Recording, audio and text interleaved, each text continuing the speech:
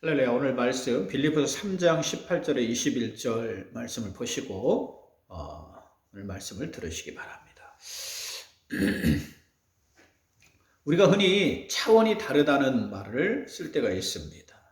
전혀 예상하지 못한 일이나 물리적 법칙에서 벗어날 때 이러한 말을 씁니다. 어떤 때는 저 사람은 차원이 달라라는 말을 쓸 때가 있습니다. 차원이 다르다는 것이 무슨 뜻일까요? 차원이란 수학이나 물리학에서 물체를 나타내는 관점을 말합니다. 0차원은 점이에요. 1차원은 선입니다. 2차원은 평면이에요. 3차원은 평면이 쌓인 입체를 3차원이라고 합니다. 어린이 과학 프로그램 중에 플랫랜드라는 것이 있습니다. 이곳에서는 모든 것이 평면으로 이루어져 있어요. 여기서는 위나 아래라는 단어가 없습니다. 근데 만약 이러한 플랫랜드에 3차원의 입체가 들어가면 어떻게 될까요? 그렇다면 이들은 전혀 이것을 이해하지 못하고 받아들이지 않습니다. 문을 꼭꼭 걸어 잠그고 이걸 들어오지 못하게 한다고 설명해 줍니다. 차원이 다른 것이 들어오면 아래 차원에서 이해하지 못하는 거예요. 우리는 지금 3차원에 살고 있습니다. 시간과 공간이 있고 모든 물체들이 입체를 이루고 있어요. 그리고 3차원을 이루는 원리가 있습니다. 자연의 모든 원리나 법칙에는 이 어떠한 그 원칙이 있어요. 자, 큰 물체는 작은 물체로 나뉘어 갑니다. 물은 위에서 아래로 흐릅니다. 한 번 지나간 시간은 되돌릴 수가 없습니다. 원리가 있어요. 우리 문명의 3차원에 살고 있습니다. 근데 가끔 차원이 다른 것들이 나타날 때가 있어요. 가령 뭐 UFO가 나타난다든가, 얼마 전에도 여러분 미국 해군이 이렇게 작전하는 그 지역에 그 UFO가 나타난 거, 삼각형 모양으로 한 거, 여러분 촬영이 돼가지고 그게 뉴스에 이렇게 나오는 것을 봤습니다. 또 3D 영화를 이렇게 안경을 쓰고 보면은 새로운 그런 그 차원의 것들이 공룡이 막 여러분이 그 화면에서 나오는 것 같이 보이기도 합니다. 차원이 다른 부분들을 보거나 경험할 때가 있습니다. 그럼 우리는 차원이 다르다고 말. 지금까지 우리 생각이나 관점과는 다르기 때문이에요. 근데 세상은 점점 더 차원이 다른 부분들을 이해하고 받아들여야만 살 수가 있어요. 가령 옛날에는 한 손에 여러분이 우리 손에 이 컴퓨터를 들고 다닌다는 건 상상도 할 수 없었습니다. 또 온 지구가 세상이 하나로 연결된다는 것은 생각조차 할 수 없었어요.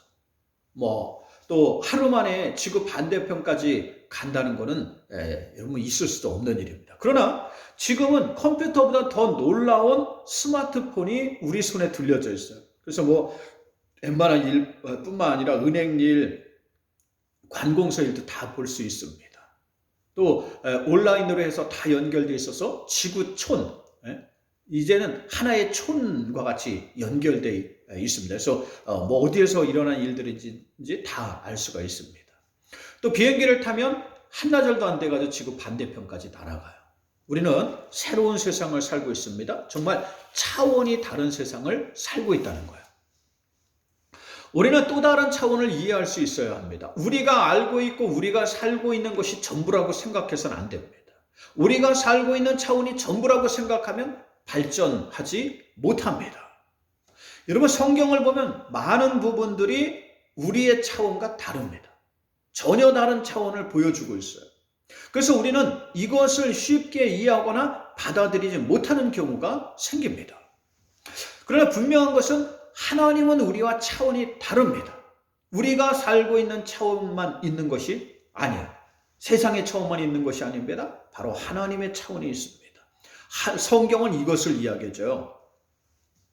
한번 보십시오. 모세가 시내산에서 타지 않는 떨기나무를 봐요.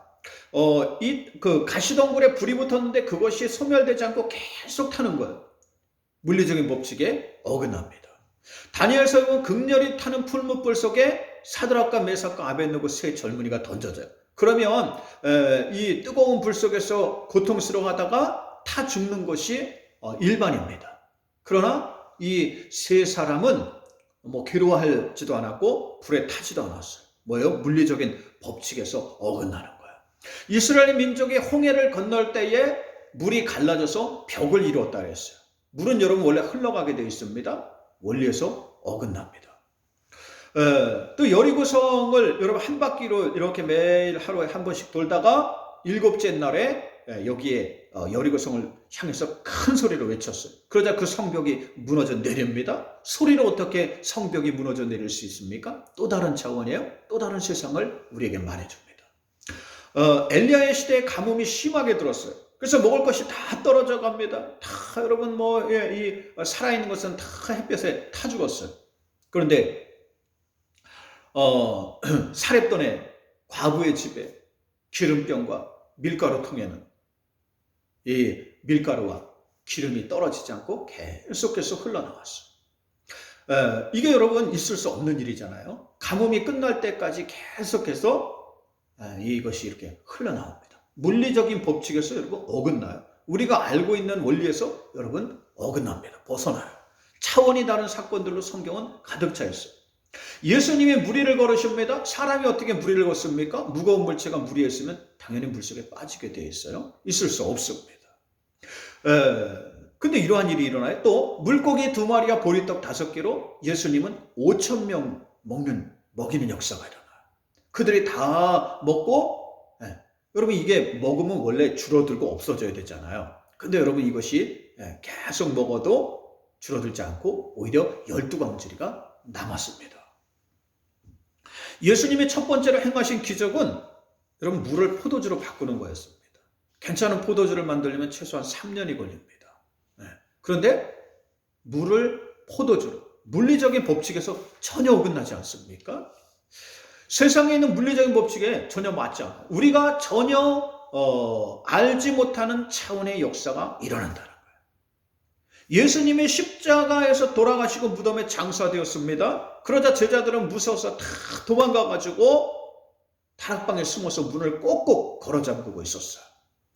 근데 부활하신 주님이 이들을 찾아오셨습니다. 요한복음 20장 19절에 안식구 첫날 저녁 때 제자들이 유대인들이 두려워서 숨어 문을 꼭꼭 걸어 잠그고 있었을 때 예수께서 오사 가운데 서서 이르시되 너희에게 평강이 있을지어다 라고 하셨습니다.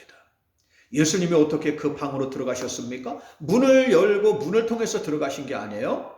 오히려 벽을 통해서 들어가시는 것을 볼 수가 있습니다. 뭡니까? 공간을 초월하는 역사를 이야기해요. 또 다른 차원을 이야기한다는 거예요. 성경은요, 차원이 다른 일들로 가득 차 있어요. 차원이 다른 사건들로 가득 차 있습니다. 열왕기서에 보면 엘리사의 종이 새벽에 밖에 나갔다가 깜짝 놀라요. 아람 군대가 쳐들어와서 집을 겹겹이 포위한 거예요. 야, 이제 죽었구나 하고 막 스승에게 달려가서 엘리사 스승을 막 깨웁니다. 스승님이 큰일 났습니다. 근데 엘리사는 조금도 당황하지 않고 무엇이라고 그러냐면 우리와 함께 한 자가 저들보다 많으니라 라고 하셨어요. 그러면서 종의 눈을 떠서 보게 하십니다. 종이 보니까 자신들이 포위된 것이 아니라 바로 적이 하나님의 군대에 의해서 포위되었습니다. 하나님의 군대와 천사장이 자기들을 호위하고 있는 것을 볼 수 있었어요.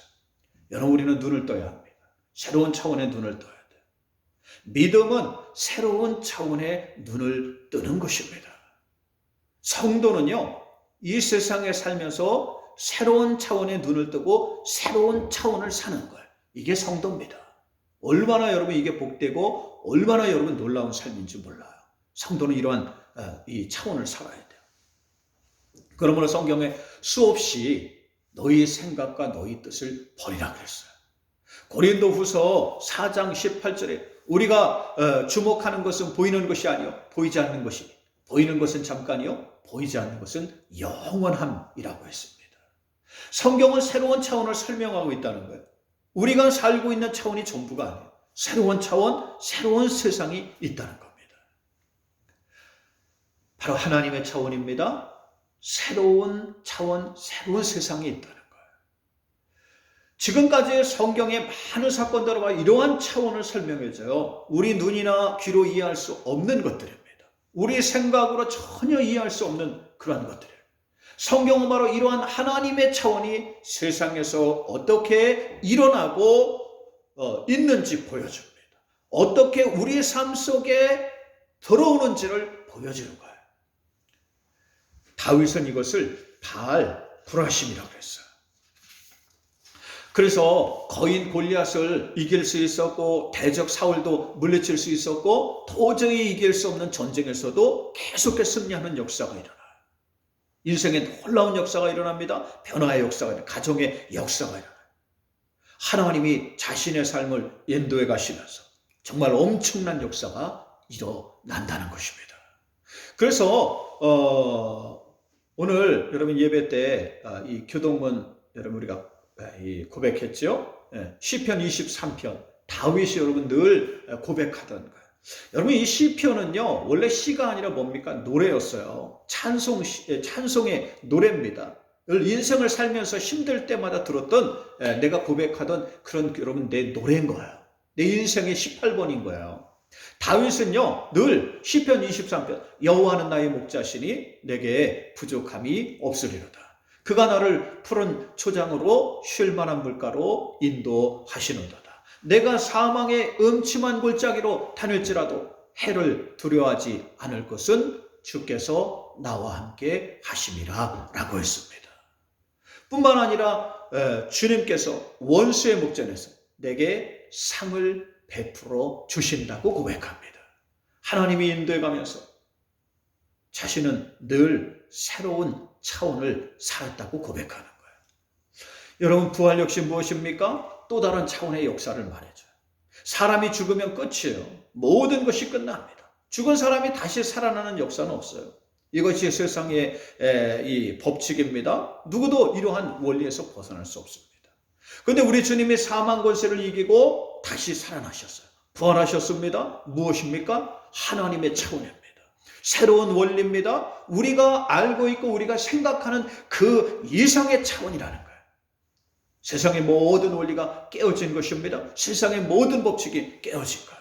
새로운 차원이 있음을 증명하는 사건입니다.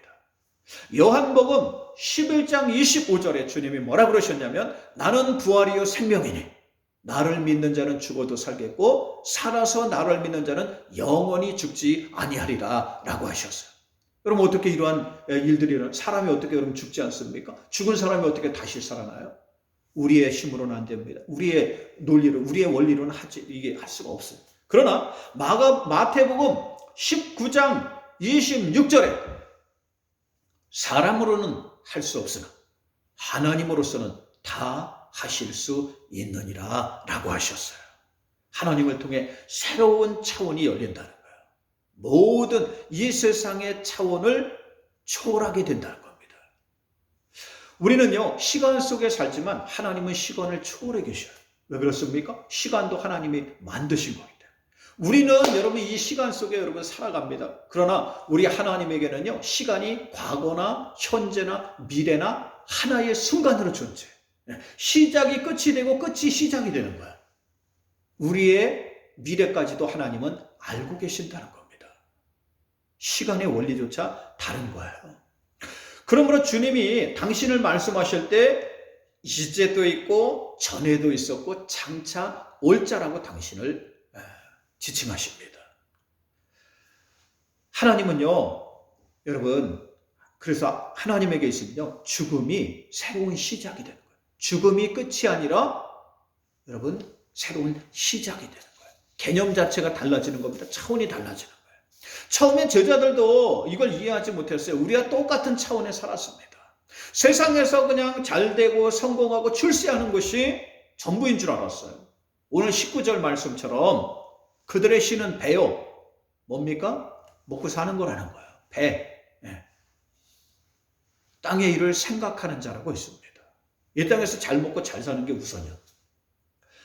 그러니까 위험에 빠지고 생명의 위협이 느껴지니까 다 도망가서 다락방에 숨어가지고 문을 꼭꼭 걸어 잠그고 거기에 숨어 있었던 거예요. 그런데 거기에 부활하신 주님이 찾아옵니다. 그 방 안으로 들어오셨어요.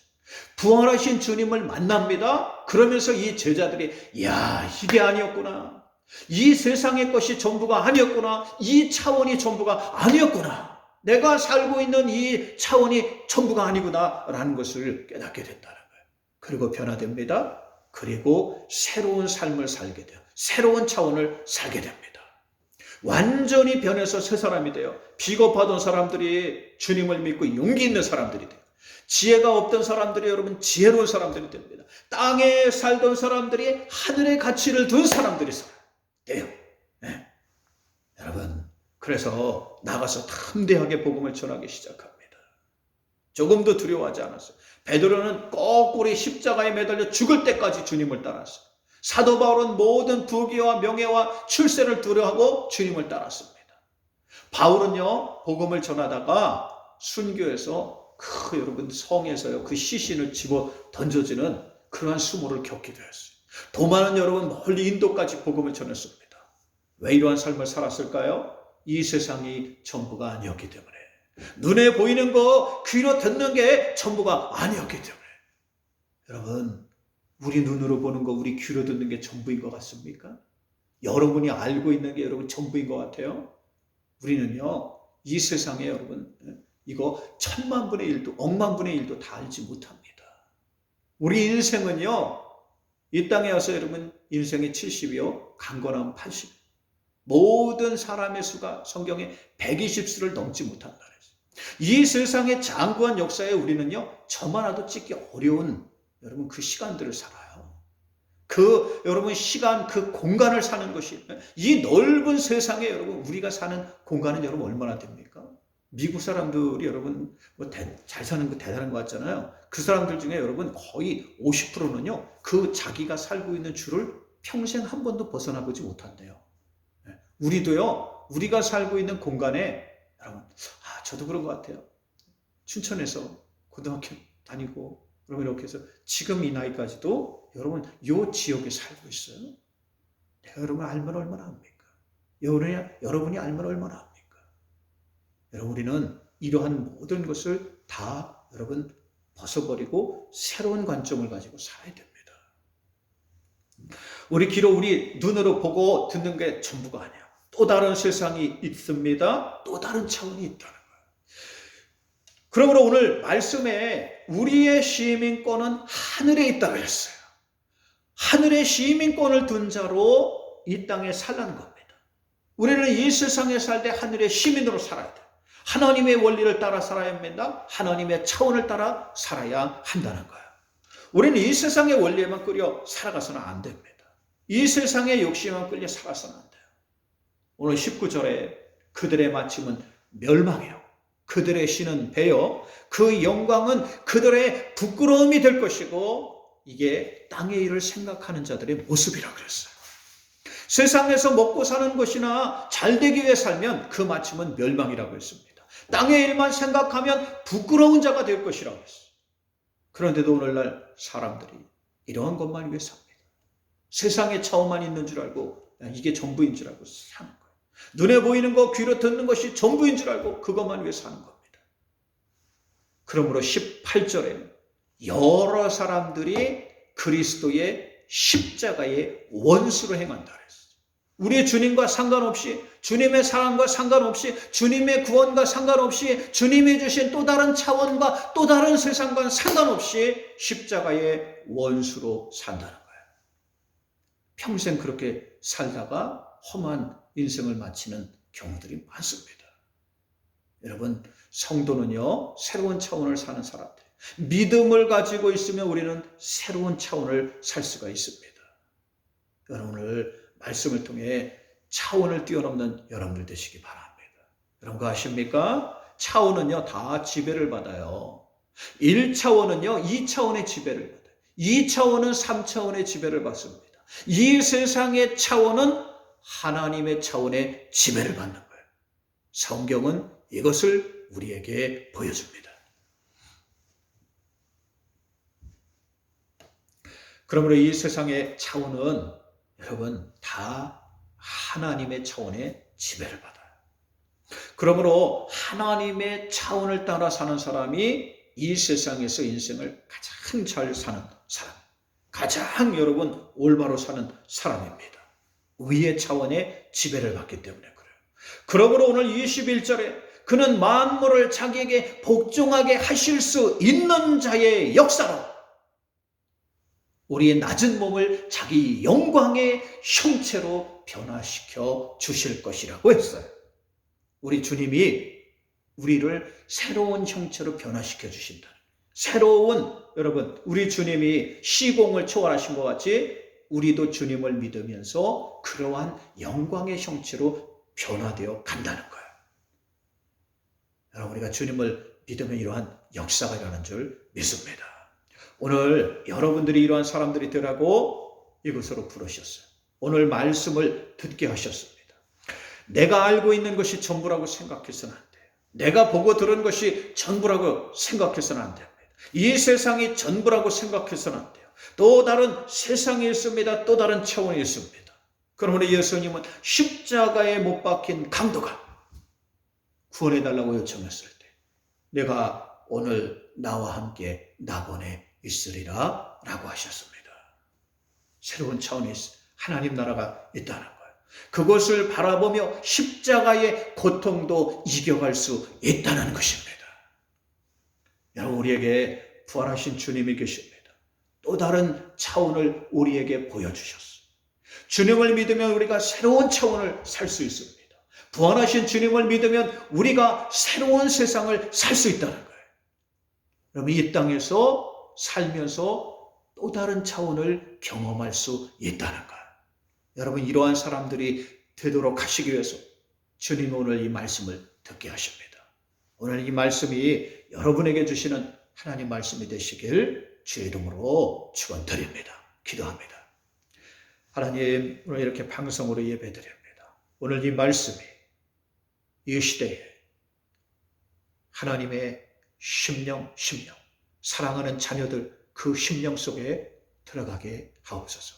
그래서 한 주간을 살아갈 때 세상의 소리가 아니라 하나님 말씀을 따라가며 놀라운 생명의 역사, 새로운 차원을 사는 역사가 일어나게 하옵소서. 예수님의 이름으로 기도 올리옵나이다. 아멘. 여러분, 주기 응원하시고 예배 마치시기 바랍니다. 한 주간 잘 지내십시오.